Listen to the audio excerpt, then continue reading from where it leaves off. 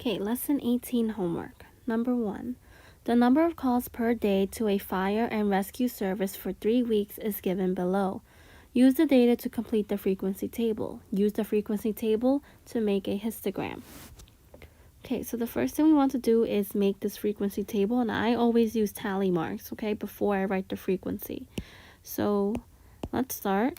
And every time you write a number, you're going to cross it out. So 5 goes between 4 and 7.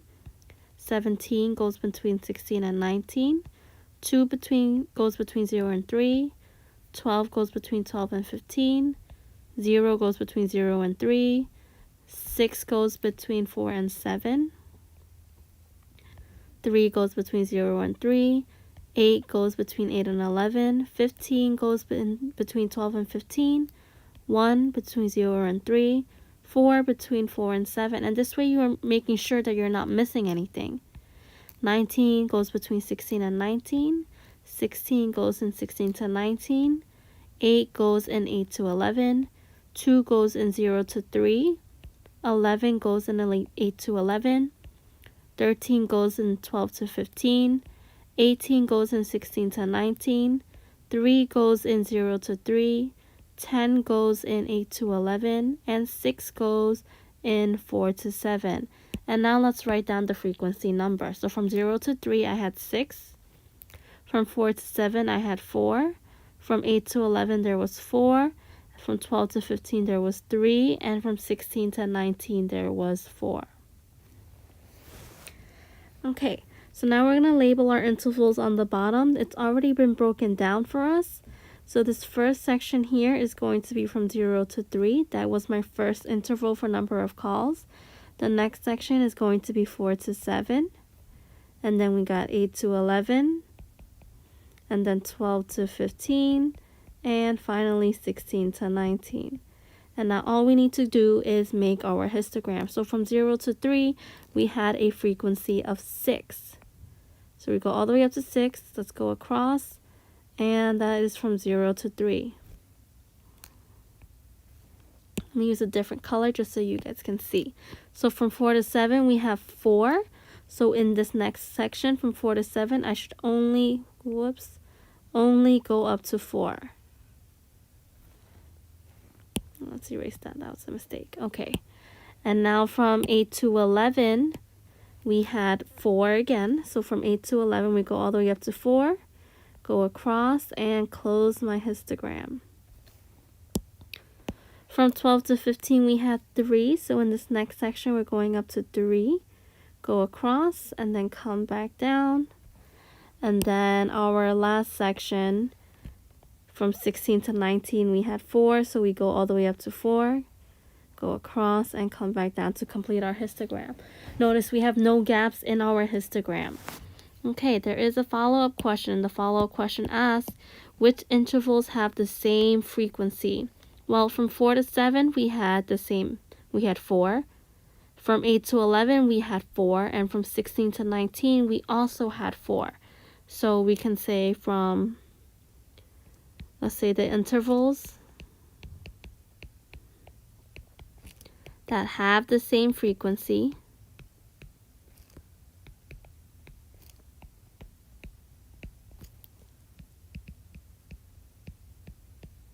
are 4 to 7, 8 to 11, and 16 to 19. Go ahead and try these other problems by yourself. So for homework 19, we're actually going to look at question number 4 because I feel like it's the hardest question on your homework. Question 4 says, at Evie's birthday party, 20 kids attended who had ages represented by the dot plot shown. Answer the following questions based on this distribution. If Evie is 9 years old, what % of the kids attending her party are older than her? So if she's 9, all the people that I highlight right now are going to be older than her. And there's 3 people. So there's 3 people in her party who are older than her. And that's equal to, there's a total of 20 kids. So if we divide 3 divided by 20 in our calculator, we get 0.15. But we want this in percent. To change from a decimal to a percent, we're going to multiply by 100. And we get 15%. Next question says, what is the range of this data set? Remember we said range is going to be the maximum, subtract your minimum. The maximum age is 12, and we're going to subtract our minimum age, which is 5. What is the median age of the kid who attends Evie's party? Explain how you arrived at your answer. Well, please look inside your calculator guidebook on how to find the median, okay? And if you're confused about what numbers to enter, each of these dots represents a number. So here are the numbers. I have 1 5, I have 2 6s, I have 3 7s, 1 2 3 4 5 6 7 8. So just make sure that when you're entering, you get all of these numbers. There are 4 9s, 2 10s, and 1 12. The old school way to do it without our calculator is to start crossing out. We want to find the middle. So cross out your minimum and then your maximum. Again, your next minimum, your next maximum. 3, 3, 4, 4. I'm counting as I'm crossing out. Lowest, highest, lowest, highest, lowest, highest, lowest, highest, lowest, highest. Then we actually have 2 in the middle, 8 and 8, which means that our median is going to be 8. And you can also check using our calculator, okay? Always check with calculator.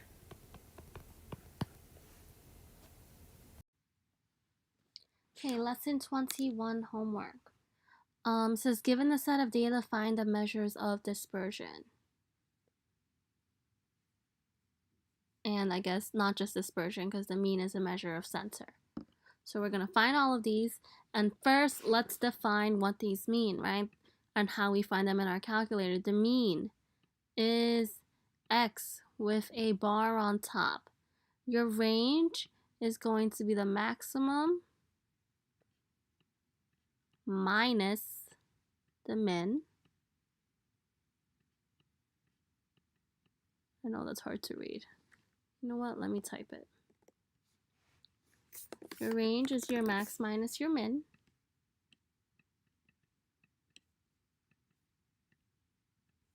Your interquartile range is your Q3 minus your Q1. So we need to find all of these, and we're going to find all of these values using our calculator.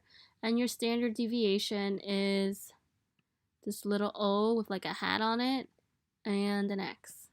So we're looking for all of these values in our calculator. So we open up our calculator and we want to enter this data. So we go to Stat, Edit, and whoops, I didn't clear this from my last problem. So let me clear it. Make sure you never hit delete, always hit clear, and I'm going to just start entering these numbers. 39.7, 25.39.7, 25.5, 29.4, 33.6, 32.5, 29.8, 26.5, 30.1, 28.8, 26.3, 34.8, 29.9, 30.2, 30.30.2, 33.5, and 27.2. Once we have all our data entered, we're going to hit Stat. We're going to go over to Calculate, and we're calculating one variable stat. So go ahead, enter, enter, enter until you get the screen, and let's see what we have. Our mean, which is x with the bar over it, is 30.52.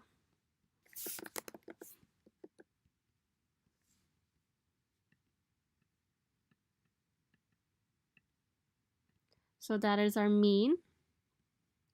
Our range is our max minus our min.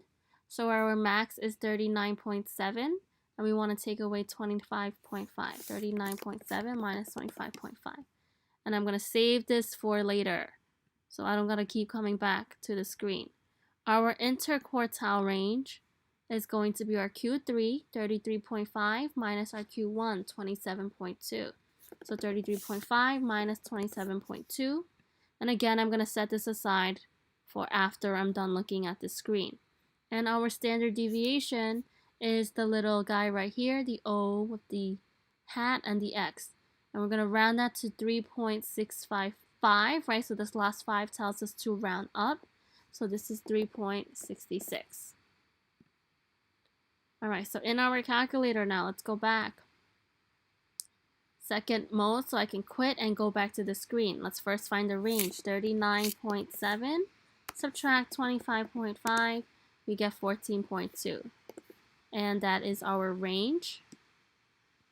And then for our interquartile range, we have 33.5 minus 27.2, and we get 6.3. And that is our interquartile range. I'm going to do the same step for the rest of these problems. Okay? If this one down here is hard for you, what you're going to do is list out the numbers. My first number was 12. And then I got 3 14s. Just so everybody knows what I'm doing, each of these points represents a number. Then I got 14. Then I have 15, 15, 16, 16, 16, 17, 17, 18, 18, 19, 20. So this is the data for this question, and you're going to do the same steps we did in our first problem. Go ahead and try to do the rest of these problems by yourself.